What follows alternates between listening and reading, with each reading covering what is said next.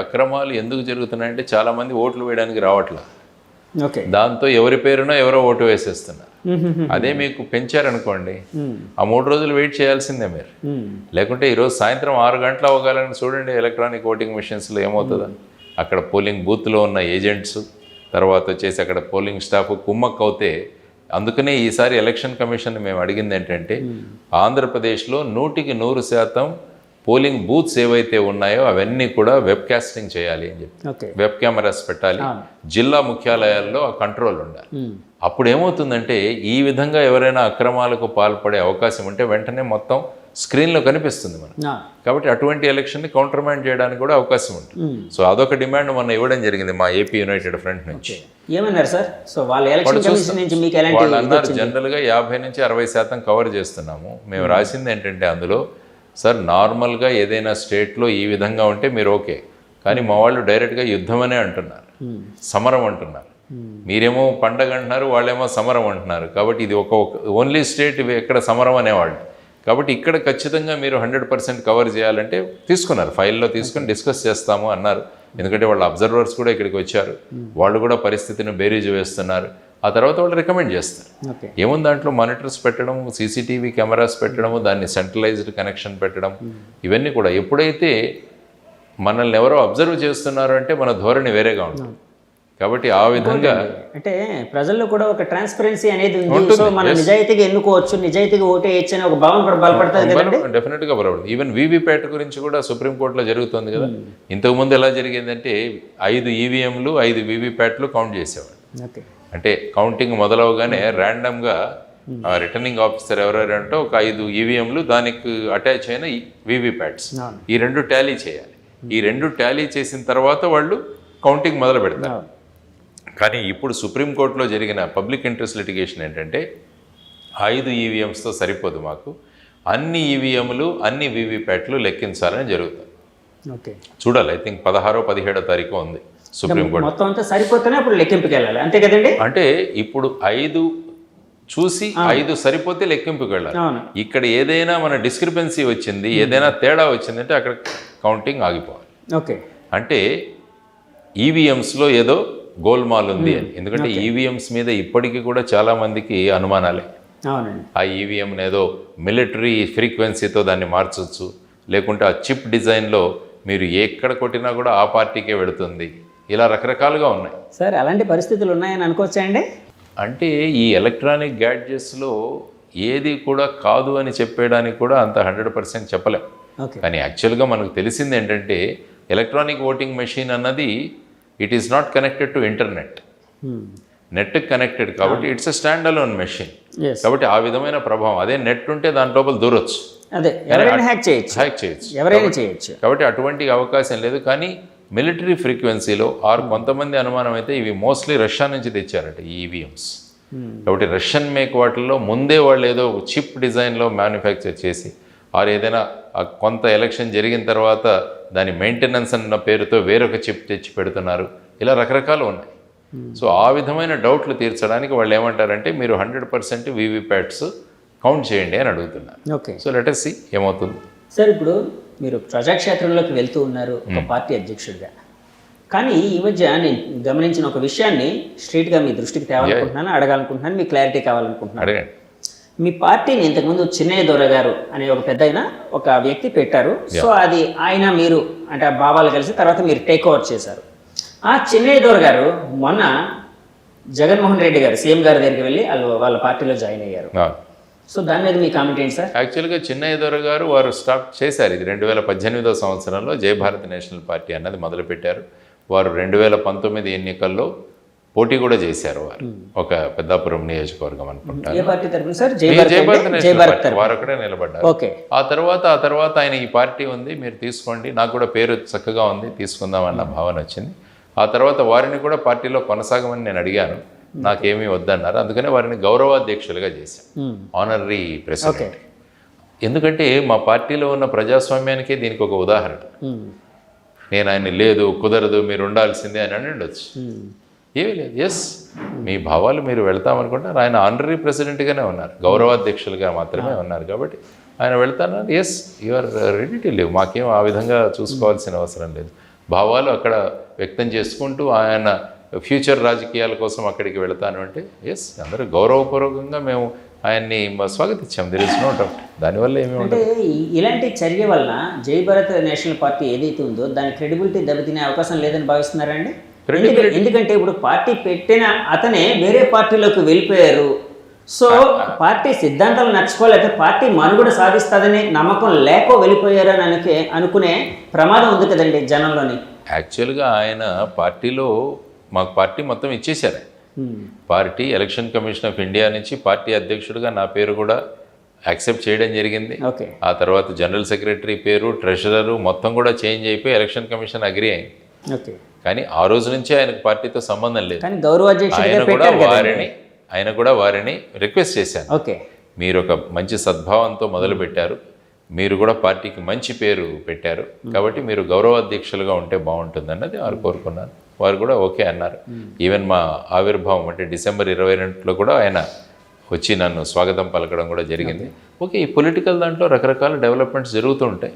దానివల్ల party credibility అన్నది ఏమీ పోదు. ఎందుకంటే పార్టీ సిద్ధాంతాలు ఉన్నాయి, పార్టీ మేనిఫెస్టో ఉంది, పార్టీలో ఉన్న కమిటీల విధానం వేరేగా ఉంది. కాబట్టి దీనివల్ల ప్రతి ఒక్కరూ వారి వారి రాజకీయ దీని నుంచి వెళ్ళడానికి స్కోప్ ఉంటుంది. వాళ్ళని పట్టించి పెట్టేశామనుకోండి దానివల్ల ఉపయోగం ఉండదు. కానీ చిన్నయ్య దొర గారు గౌరవాధ్యక్షులుగానే ఉన్నారు కాబట్టి వారు వేరే పార్టీలోకి వెళ్ళారు. దీనివల్ల పార్టీ యొక్క ఇదేమవుతుందని నేనైతే అనుకోవట్లేదు. సార్, అలాగే ఒక రాజకీయ పార్టీని నడపడానికి చాలా డబ్బులు అవసరం అవుతాయి. అయితే ఒక క్యాంపెయిన్ చేయడానికి కొంత అంటే మనుషులతో పాటు వాళ్ళకి ఫుడ్ అరేంజ్మెంట్స్ కావచ్చు, ఇలాంటివన్నీ అంటే ఖర్చుతో కూడుకునే వ్యవహారం కదండి. మీరేంచి స్వచ్ఛందంగా ఇందులోకి వచ్చారు, ఇప్పుడు స్వచ్ఛందంగా ముందుకు వెళ్తున్నారు. ఎలా పార్టీని తీసుకుని వెళ్తున్నారు ముందుకు? పార్టీని మేము తీసుకువెళ్తున్న దృష్టి ఎలాగ ఉందంటే మేము కొంతమంది కాంట్రిబ్యూట్ చేసుకున్నాం దాంట్లో. కొన్ని మా దగ్గర నా పెన్షన్ డబ్బులు, మా అమ్మ కూడా ఒక 3 లక్షల పెన్షన్ డబ్బులు తన డబ్బులు ఇచ్చింది. మా అమ్మ డొనేట్ చేసింది 3 లక్షల రూపాయలు పార్టీకి. అలా తెలిసిన వాళ్ళు తర్వాత పార్టీ చిరంజీవి గారు ప్రజారాజ్యం పార్టీకి ఆయనకి పవన్ కళ్యాణ్ గారికి 5 కోట్లు ఇచ్చారు. కానీ మా అమ్మ 3 లక్షలు ఇచ్చింది మా పార్టీకి. అంతే, ఏదైనా కూడా ఏదైనా ఒక కమిట్మెంట్, మంచి జరగాలి అన్న ఒక కాన్సెప్ట్ దాంట్లో ఇచ్చారు. తర్వాత మా సభ్యత్వం కూడా 5 రూపాయలు. సో ఆ సభ్యత్వంలో కూడా కొన్ని డబ్బులు పడుతున్నాయి. ఆ తర్వాత కొంతమంది చిన్న డొనేషన్స్ కూడా వేస్తున్నారు దాంట్లో. సో ఈ విధంగా, ఎందుకంటే మాకు అబద్ధాలు చెప్పాల్సిన అవసరం లేదు. ఆ తర్వాత వచ్చి ఓటర్లని వాళ్ళ ఆలోచన విధానాలను బూటకప్ మాటలు మాట్లాడాల్సిన అవసరం. ఎప్పుడైతే అబద్ధం చెప్పి కన్విన్స్ చేయాలో అప్పుడు డబ్బులు అవసరం ఉంటుంది. మేము ప్లెయిన్గా ఏదన్నా విషయాలు మాట్లాడతాం. కాబట్టి ఉన్న ఖర్చుతో చిన్న చిన్న ఖర్చులు, మా ఖర్చులేంటి, కండువా ఖర్చులు, లేకుంటే చిన్న ఆఫీస్ నడుపుకోవడానికి అద్దె, ఇలాంటివి. తర్వాత క్యాండిడేట్లు ఎవరైతే ఉంటారో వాళ్ళ ఎలక్షన్ ఎక్స్పెండిచర్లు వాళ్ళు పెట్టుకుంటారు. అంటే ఎలక్షన్ కమిషన్ పరిధి ఏదైతే విధించిందో ఆ పరిధిలో ఉంటూ వారి ఖర్చులకు వారు క్యాంపెయినింగ్. మాది campaigning mainly door to door campaigning. Election commission పరిధిలో 25 లక్షలు, 40 ఇప్పుడు 40 లక్షలు ఎమ్మెల్యేకి, తర్వాత ఎంపీకి 90 లక్షల దాకా అయింది. సో ఈ పరిధిలో ఉంటూ అదే జీరో బడ్జెట్ కాన్సెప్ట్ మనం. అలాగే సార్, 40 లక్షల పరిధి అని అన్నారు కదండి. మీ దాంట్లో అలాంటి క్యాండిడేట్లు ఒక 40 లక్షల వరకు పెట్టుకోగలిగే క్యాండిడేట్లు మీ వైపు వస్తున్నారా సార్? మా వాళ్ళంతా కూడా ఉద్యోగాలు చేస్తున్న వాళ్ళు. అందుకే అడుగుతున్నాను. అంటే ఒక మధ్యతరగతి వాళ్ళు లేకపోతే ఇంటలెక్చువల్ పీపులే వస్తూ ఉంటారు కదండి. సో వాళ్ళకి డబ్బులు ఖర్చు పెట్టే కెపాసిటీ ఉందా అని అడుగుతున్నాను. మాకు ముఖ్యంగా మేము నమ్ముకున్నవి 2. మొదటిది వచ్చేసి రాష్ట్రంలో ఉన్న యువతరం, వాళ్ళ ఆలోచన విధానాలు. నెంబర్ 2 మహిళలు కూడా వాళ్ళు అనుకుంటాం మనం పెద్ద పొలిటిక్స్లో వాళ్ళకు ఉండదు, కానీ మహిళలకు ఉన్నంత సునిశ్చితమైన విశ్లేషణ వేరే ఎవరికి ఉండదు. ఆ తర్వాత 3వది వచ్చేసి ప్రస్తుత కాలంలో ఉన్న సోషల్ మీడియా. కాబట్టి మెయిన్ స్ట్రీమ్గా మన ప్రచారానికి ఇంతకుముందు మెయిన్ స్ట్రీమ్ ఛానల్స్ కావాలి, పేపర్లో అడ్వర్టైజ్మెంట్స్ పడాలి. ఇవన్నీ ప్రస్తుత కాలంలో సోషల్ మీడియా అన్నది కూడా ప్రభావంగా పనిచేస్తుంది. కాబట్టి ఈ 3, యువతరం, మార్పు కోరుకుంటున్న యువతరం, పిల్లల జీవితాలు బాగుండాలి, భవిష్యత్తు బాగుండాలి, మా ఇంట్లో సంపాదన అంతా కూడా అభివృద్ధికి కావాలి మా ఫ్యామిలీ కుటుంబానికి అని అనుకుంటున్న మహిళలు, ఆ తర్వాత వచ్చేసి సోషల్ మీడియా. ఈ 3 మీద చెప్పగానే నాకు గుర్తొస్తుందండి, మంగళయాన్ సినిమా కూడా వచ్చింది, ఒకటి చూసాను. అందులో ఆ మహిళలే దాన్ని సక్సెస్ అయ్యేటట్టు చేయడం, ఆ సీక్రెట్స్ జరిగింది. యాక్చువల్గా మీరు చూసుకుంటే రాష్ట్రంలో మహిళా ఓటర్స్ ఎక్కువ ఉన్నారు compare to male voters. Female voters ఎక్కువ ఉన్నారు. సార్, మీరు అందరినీ కలుస్తూ ఉంటారు కదా, ఇప్పుడు మేల్ ఓటర్స్ ఎలాంటి అంటే డిమాండ్స్ లేకపోతే వాళ్ళ ఆకాంక్షలు ఎలా ఉంటాయి, మహిళా ఓటర్ల ఆకాంక్షలు ఎలా ఉంటాయి సార్? మహిళా ఓటర్లు ఎప్పుడు కూడా మహిళలు ఫస్ట్ ఆలోచించేది కుటుంబం గురించి. మా పిల్లలు చదువుకుంటే వాళ్ళకు ఉద్యోగాలు రావాలి, ఓకే, మా పిల్లల ప్రవర్తన చక్కగా ఉండాలి, మా పిల్లలు బయటికి వెళితే వాళ్ళ మీద ఎటువంటి ఈ యాంటీ సోషల్ ఎలిమెంట్స్ యొక్క ప్రభావం ఉండకూడదు. ఆ తర్వాత ముఖ్యంగా మన రాష్ట్రంలో కోరుకున్నది గంజాయి, డ్రగ్స్. ముఖ్యంగా నేను విశాఖపట్నంలో తిరుగుతున్నాను కాబట్టి మొన్ననే 25 టన్నుల డ్రగ్స్ వచ్చాయి ఇక్కడికి. అదే కంటైనర్ వచ్చింది కదా, కంటైనర్ తర్వాత వచ్చింది. ఆ దానికోసం తర్వాత ఏమీ తెలియదు, తెలియదు మరి ఏమైందో తెలియలేదు. సార్. మీరు పోలీస్ ఇన్వెస్టిగేషన్లో ఉన్నారు కాబట్టి, ఇంతకుముందు పోలీస్ ఆఫీసర్ కాబట్టి అడుగుతున్నానండి. అంటే కంటైనర్ వచ్చింది, అధికార పక్షం ప్రతిపక్షం ఒకరి మీద ఒకరు దుమ్మెత్తి పోసుకున్నారు, ఇది మీకు సంబంధించిందంటే మీకు సంబంధించిందని. అసలు ఏం జరుగుతుండొచ్చు అని మీరు ఊహిస్తూ ఉన్నారు? అందుకే నేను చెప్తాను, ఇన్వెస్టిగేటింగ్ ఏజెన్సీస్ ఎప్పుడూ కూడా ఇటువంటి పబ్లిక్తో ఎఫెక్ట్ అయిన విషయం, ఎందుకంటే 25 టన్నుల డ్రగ్స్ రావడం అన్నది సాధారణ విషయం కాదు. ప్రజలందరినీ కూడా ఆందోళనకు గురి చేసింది, ముఖ్యంగా మహిళలను. అరే మా పిల్లలకి ఏమైపోతారో, వాళ్ళు ఏమైనా డ్రగ్ అడిక్ట్స్ అయిపోతారా అని ఎంత బాధపడుతున్న వాళ్ళకి ఈ కేసులో ఏం జరుగుతుంది అనేది కనీసం ప్రెస్ నోట్లైనా ఇవ్వాల్సిన బాధ్యత ఇన్వెస్టిగేటింగ్ ఏజెన్సీస్ మీద ఉంటుంది. మీరు డీటెయిల్స్ ఇవ్వకండి, ఓకే, మేము ఏం చేసామని ఈ విధంగా జరిగిందని చెప్తే వీళ్ళు చాలా టెన్షన్లో ఉన్నారు. నేను వెళ్ళి అడిగినప్పుడు, సార్ ఈ విధంగా అయిపోతే మరి మా పిల్లల భవిష్యత్ ఏంటి? కాబట్టి తల్లి ఎప్పుడు కూడా కుటుంబం క్షేమం కోరుకుంటుంది. ఆ తర్వాత ఇంటి నుంచి అమ్మాయిలు బయటికి వెళితే మళ్ళీ క్షేమంగా రావాలని కోరుకుంటుంది. భర్త డబ్బు సంపాదిస్తున్న డబ్బంతా కూడా అనవసరంగా ఖర్చు చేయకుండా ఇంటికే తీసుకొచ్చేటట్టు. అందుకనే మహిళలను అడిగితే చూడండి, మద్యపాన నిషేధం పెట్టమంటారు ఇమీడియట్.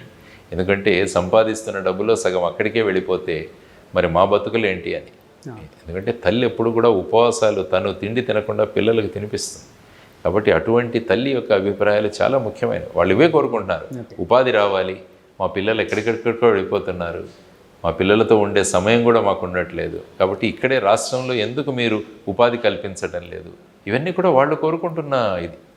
ముఖ్యంగా పురుషులు అడుగుతున్న ముఖ్యమైన డిమాండ్ ఏంటంటే రాష్ట్రంలో పరిశ్రమలు రావాలి, రాష్ట్రంలో అభివృద్ధి జరగాలి, తర్వాత వచ్చేసి ఉపాధి ఆఫ్ కోర్స్. ఓకే, సో ఈ విధంగా ఆలోచిస్తున్న సందర్భాలు మనకు కనిపిస్తాయి. సో ఆ విధమైన పరిస్థితుల్లో ఇది ప్రభుత్వ బాధ్యత అవుతుంది. ఎప్పుడు కూడా ప్రభుత్వ బాధ్యత అన్ని వర్గాలను కూడా మనం సాటిస్ఫై చేయగలగాలి. అది బేసిక్ మన రెస్పాన్సిబిలిటీ. ఏం అడుగుతున్నారు? ఉద్యోగాలు అడుగుతున్నారు. మొన్న మీరు చూడండి, గవర్నమెంట్ యొక్క చీఫ్ అడ్వైజరు ఆయన ఏమంటాడంటే ప్రభుత్వం ఉద్యోగాలు సృష్టించడం గవర్నమెంట్ పని కాదంటాడు, సెంట్రల్ గవర్నమెంట్. మోడీ గారు ఏమన్నారు? ఆయన ప్రతి సంవత్సరము నేను 2 కోట్ల ఉద్యోగాలు సృష్టిస్తానన్నారు మోడీ గారు. ఆ తర్వాత ఎలక్షన్ ముందు మరి ఆ తర్వాత మాట్లాడట్లేదు. అమిత్ షా గారు అయితే జుమ్లా అంటాడు. ఆయన ఏమన్నా అంటే జుమ్లా అంటే ఎలక్షన్ అప్పుడు ఏవో మాట్లాడుతుంటున్నాం మేము అంటాడు. మరి మన క్రెడిబిలిటీ ఎక్కడ ఉంటుంది? అంటే మాయ, ఏదో జుమ్లా అంటే భ్రమ కల్పించడం. ఓ జుమ్లా హే అంటాడు. అంటే ఇదేంటి మరి సీరియస్నెస్ లేదా? సార్ వాళ్ళంతటి వాళ్ళు ఒప్పుకుంటున్నారు.